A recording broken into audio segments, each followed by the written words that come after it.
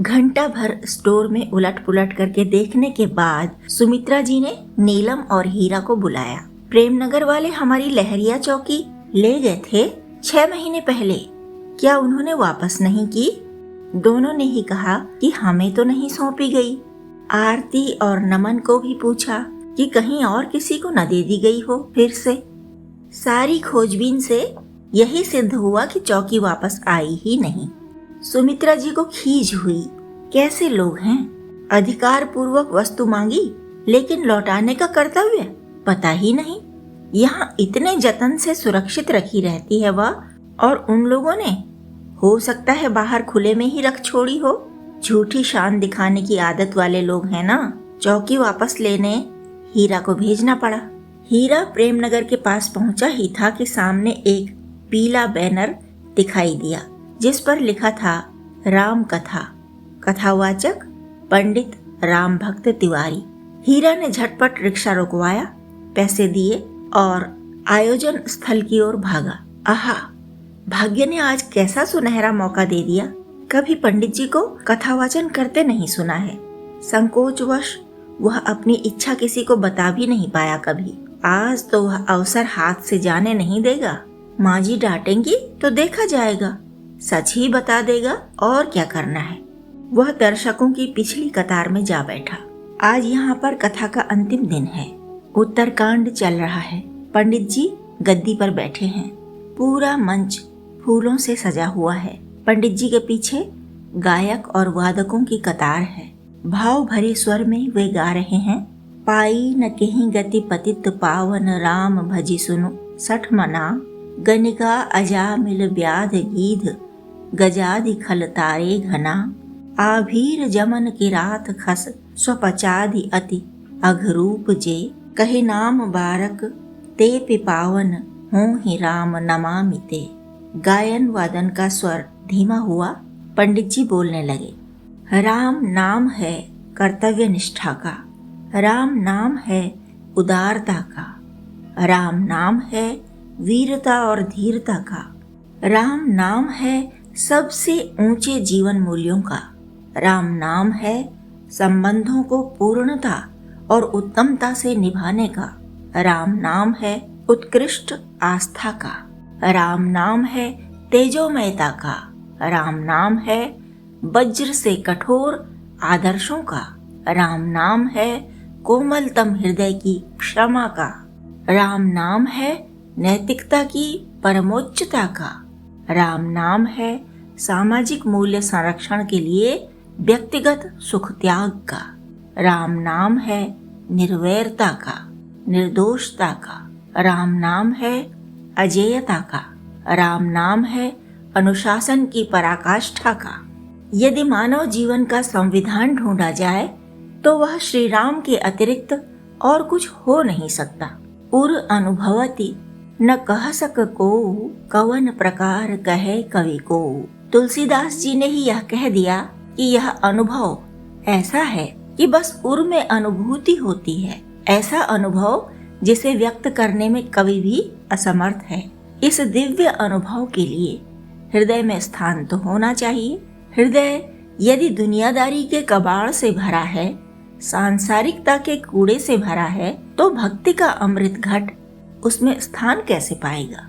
भक्तों, एक तो यह कलयुग है, निकृष्टतम युग, सबसे घटिया समय।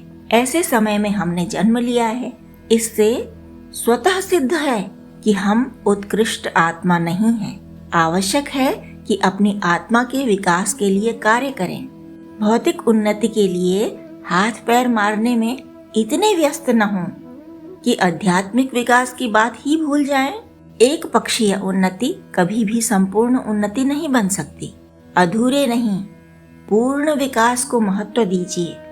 पूर्ण विकास की ओर पग बढ़ाना है तो श्री राम के आदर्श को देखिए और उसे समझिए। स्थान बनाइए अपने भीतर, हटाइए भीतर के कबाड़ को, रिक्त स्थान कीजिए और मन की शुद्ध भूमि पर श्री राम का आह्वान कीजिए। राम आएंगे तो रामत्व भी आएगा। सीखिए और साधिए, स्वयं में पात्रता पैदा कीजिए। आपकी पात्रता के अनुरूप ही आपको प्राप्ति भी होगी। सीखिए श्री राम के चरित्र से। आपकी जिज्ञासा, आपके सीखने समझने की इच्छा आपको आगे बढ़ाएगी। आप जितना अपने भीतर पवित्रता को बढ़ाएंगे, उतनी ही सहायता आपको मिलती जाएगी।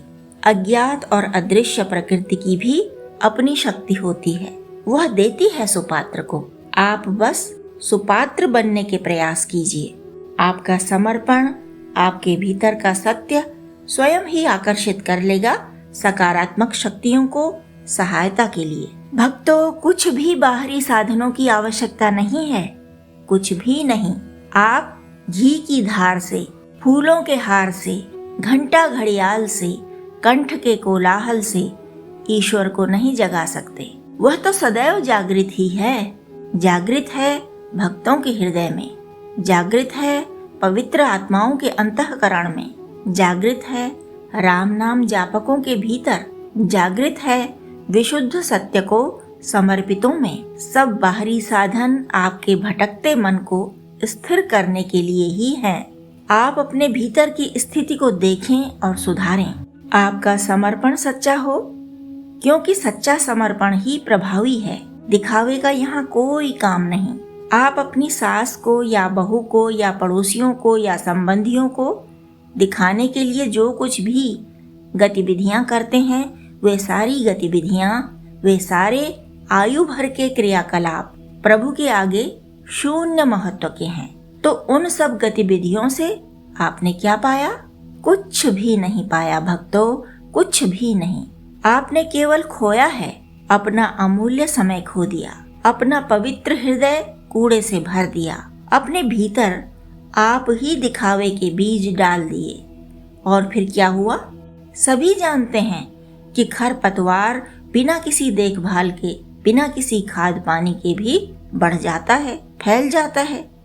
लेकिन आपको अच्छा अन्न चाहिए, अच्छे फल चाहिए, अच्छे फूल चाहिए, तो आपको देखभाल करनी होगी, खरपतवार से बचाव करना होगा।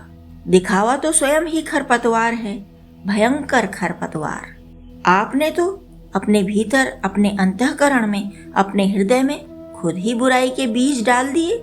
यदि त्याज्य को आपने ग्रहण कर लिया, अस्वीकार्य को आपने स्वीकार कर लिया, तब कैसे कल्याण होगा भक्तों?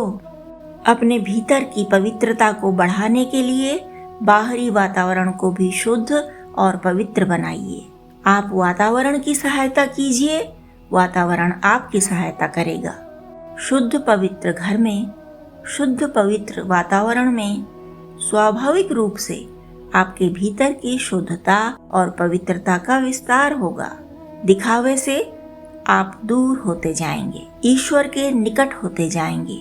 प्रभु की कृपा पाने के लिए पात्रता आप में आने लगेगी, बढ़ने लगेगी। स्वयं श्री राम इतने आदर्श दिखा गए हैं कि जो भी मानव वास्तविक उन्नति करना चाहेगा, वह उनके चरित्र के आदर्श से सीख कर आगे बढ़ पाएगा, बढ़ लेगा। सौतेली माता, वह भी राजपाट छीन लेने वाली, तब भी सम्मान में कोई कमी नहीं की श्री राम ने। सौतेला भाई, जिसके लिए उनका राज तिलक स्थगित हुआ, वह भाई भी उतना ही प्रिय जैसे अन्य भाई। पिता वनवास दे अकारण ही, तब भी स्वीकार्य हर आदेश पिता का। शिरोधार्य पति ऐसे आदर्श कि पत्नी की खोज में विराट भूभाग में पैरों पैरों चलते रहे। कोमल हृदय इतना कि साधारण व्यक्ति की तरह अश्रु विगलित हुए।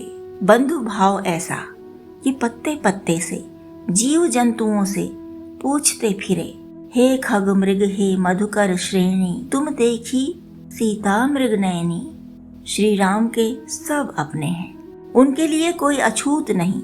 जातिवाद ने जो भी बुराइयां फैलाई संसार में, वे हमने और आपने की हैं, हमने बनाई हैं, श्री राम ने नहीं। उन्होंने तो शबरी को भी माता ही कहा, भिलिनी के जूठे बेर भी सप्रेम खा लिए, केवट को भी बंधु ही कहा। वनवासी जातियों की सहायता ली और उन्हें अगाध प्रेम दिया। वन के वे नर जो हमारे प्रभु के सहायक हुए, हमने तो उन्हें वानर ही बना दिया, बंदर कहकर हास्य का विषय बना दिया।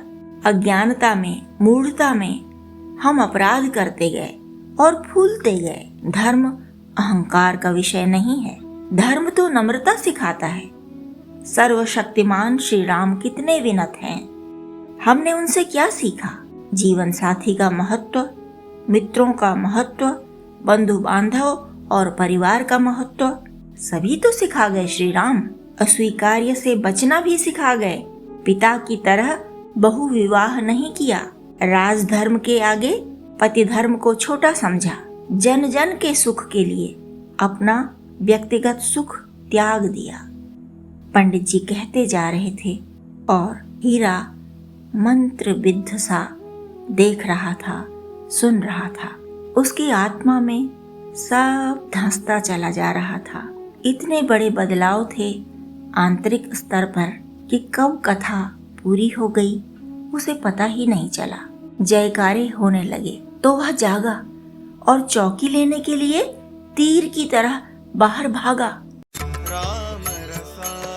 कहानी पसंद आई हो तो लाइक करें, सब्सक्राइब करें और दोस्तों के साथ शेयर करें। और हाँ, कमेंट करना और नोटिफिकेशन बेल दबाना ना भूलें।